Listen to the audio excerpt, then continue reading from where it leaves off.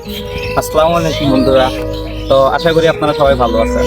আজকে আমি দাঁড়িয়ে আছি নওগাঁ জেলার পোরশা থানার একটা ইউনিয়নে, নিয়ামতপুর ইউনিয়ন। তো এখানে একটা ঐতিহাসিক জায়গা রয়েছে।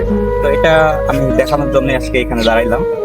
তো ঐতিহাসিক জায়গাটা হচ্ছে এই যে বট গাছটা আপনারা দেখতে পাচ্ছেন।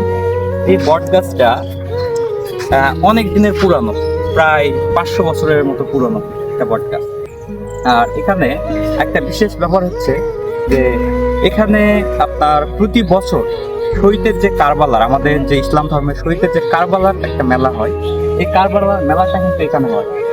আচ্ছা, আপনারা হয়তো ভিডিওতে গাছটা ভালো মতো দেখতে পাচ্ছেন না, আমি আপনাদের কাছে নিয়ে যাই দেখাইতেছি।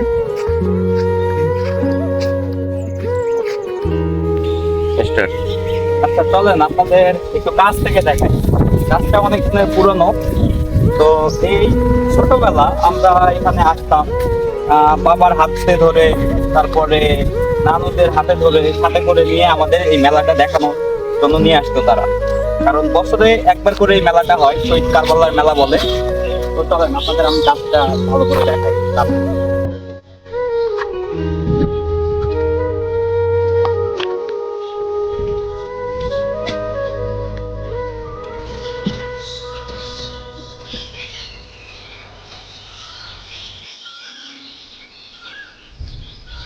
তো আমি গাছটার পুরো কাছে চলে আসছি, আপনারা দেখতে পাচ্ছেন অনেক কাছাকাছি চলে আসছি।